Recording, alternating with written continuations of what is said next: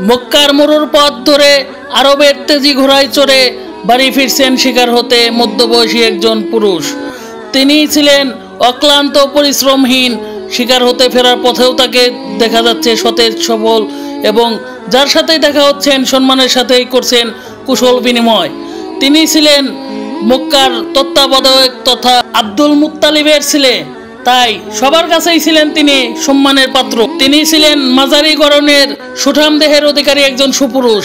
তিনি যখন তার ঘরের আঙ্গিনায় এসে পৌঁছান, তখন তার ঘরের মেয়েরা এসে বলেন, আপনার ভাতিজা মোহাম্মদ সাল্লাল্লাহু আলাইহি সাল্লামকে অকথ্য ভাষায় গালিগালাজ করেছেন আবুল হাকাম ওরফে আবু জাহেল। সে তাকে এতটাই অকথ্য ভাষায় গালিগালাজ করেছে যে আপনার ভাতিজা লজ্জায় কোনো কথাই বলতে পারেননি।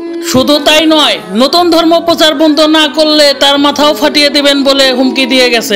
ভাতিজার এমন অপমানের কথা শুনে আব্দুল মুত্তালিবের পুত্র রাগে কাঁপতে শুরু করেন, কিন্তু তখনও তিনি ইসলাম ধর্ম গ্রহণ করেননি। কিন্তু ভাতিজা মোহাম্মদের প্রতি তার ছিল অপার ভালোবাসা এবং তার প্রচারিত ধর্মের প্রতি ছিল খানিকটা দুর্বলতা। তথাপি পিতৃপুরুষের ধর্ম ত্যাগ করার মতো গুরুতর সিদ্ধান্ত তখনও তিনি নিতে পারেননি। কিন্তু ভাতিজার অপমানের কথা যেন তার মাথায় আগুন ধরিয়ে দেয়। তিনি ঘরে প্রবেশ করলেন না, পোশাকও পাল্টালেন না, ক্লান্ত ঘোড়াকে এতটুকু বিশ্রামও দিলেন না। তিনি ছুটে চললেন পাষণ্ড আবু জাহেলের খোঁজে। নবী করিম সাল্লাল্লাহু আলাইহি সাল্লামকে যখন আবু জাহেল অপমান অপদস্থ করেছেন, তারপর তা শোনার পর আমির হামজা রাদিয়াল্লাহু তাআলা আনহু অগ্নিশর্মা হয়ে আবু জাহেলের বাড়িতে আসেন এবং কাফির লিডারদের সামনে আবু জাহেলকে লাঞ্ছিত এবং অপমানিত করেন এবং তাকে শাসিয়ে বলেন, আমার ইতিম ভাতিজার দিকে যদি তুই আরেকবার চোখ তুলে তাকাস তাহলে তারপরে নিতে ভালো হবে না। উহুদের যুদ্ধে নবী করিম সাল্লাল্লাহু আলাইহি সাল্লাম তীরন্দাজ বাহিনীকে নির্দেশ দিয়েছিলেন যে আমার পরবর্তী নির্দেশ না পাওয়া পর্যন্ত তোমরা তীর নিয়ে পাহাড়ের উপরে অবস্থান করো। হযরত হামজা রাদিয়াল্লাহু তাআলা আনহু এর মতো একজন সিংহ পুরুষ, যিনি অহাসির মতো একজন কাপুরুষের হাতে বর্ষার আঘাতে শহীদ হন। আজকের এই পর্বে আমরা সে ঘটনা সম্পর্কে জানতে চলেছি।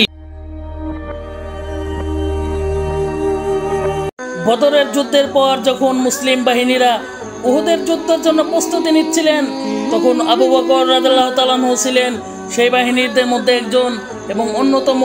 তার সেই চিন্তা ভাবনা এবং তার উপস্থিতির এবং তার সেই কার্যকলাপের মাধ্যমেই প্রমাণ পাওয়া যায় যে মুসলিম বাহিনীর কাছে এই উহুদের যুদ্ধটা কতটা গুরুত্বপূর্ণ ছিল এবং অবশ্যম্ভাবী ছিল।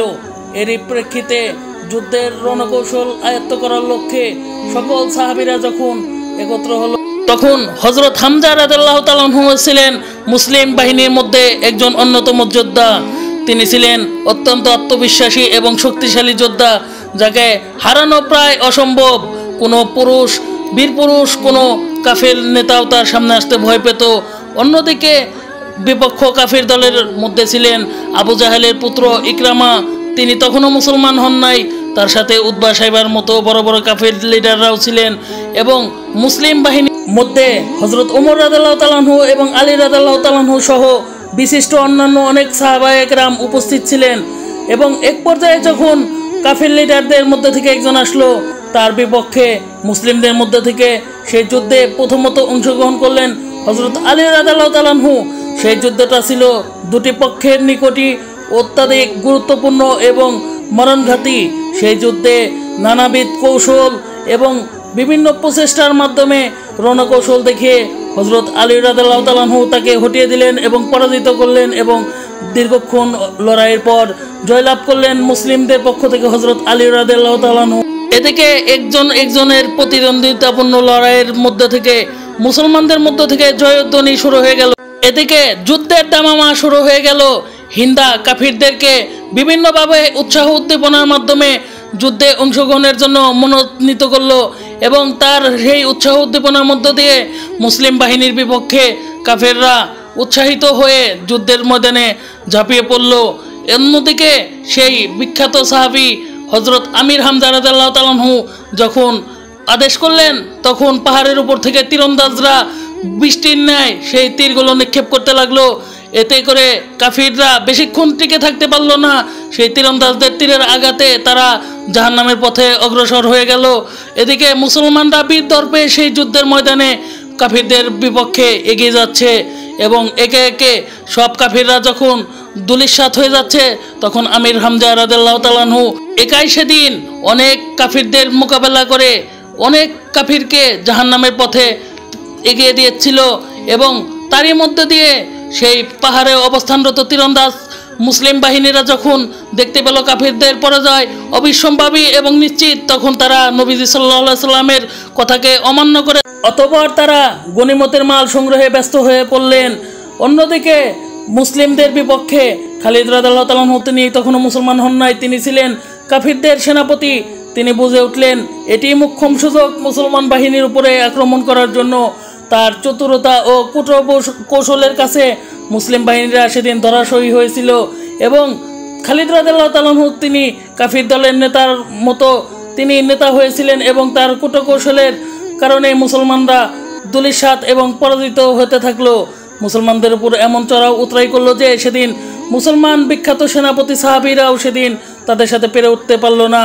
অন্যদিকে ওয়াহশীর মতো একজন কাপুরুষ মোক্ষম সুযোগের অপেক্ষায় ছিল কিভাবে হামজা রাদিয়াল্লাহু তাআলা আনহুকে শহীদ করা যায়। তিনি সুযোগ বুঝে হামজা রাদিয়াল্লাহু তাআলা আনহুর দিকে বর্ষা নিক্ষেপ করলেন এবং হামজা রাদিয়াল্লাহু তাআলা আনহু এর শাহাদাতের মাধ্যমে মুসলিম জাতির একজন শ্রেষ্ঠ সন্তানের বিদায় হলো এবং শাহাদাত লাভ করলেন। এই পরাজয় এতটাই শোচনীয় ছিল যে মুসলমান বাহিনীরা সেদিন পিছু উঠতে বাধ্য হলো এবং মুসলিম অনেক নামকরা প্রখ্যাত সাহাবীরা সেদিন শাহাদাতের আশা করার মাত্রই শাহাদাত লাভ করেছিলেন এবং যুদ্ধের ময়দানে মুসলমানদের অবস্থা ছিল খুবই করুণ এবং চারদিকে মুসলমানরা তাদের আশা ফিরে পেল না এবং দিক বিদিক ছুটতে লাগলো। অন্যদিকে সেই কুখ্যাত হিংস্র মহিলা সেই হিন্দা, তিনি হযরত হামজা রাদিয়াল্লাহু তাআলা আনহু এর বুক ছিঁড়ে কলিজা বের করলেন। এই শাহাদাতের মধ্য দিয়েই ইসলামের একজন শ্রেষ্ঠ পুরুষের বিদায় হলো এবং আমরা হযরত হামজা রাদিয়াল্লাহু তাআলা আনহুকে হারালাম।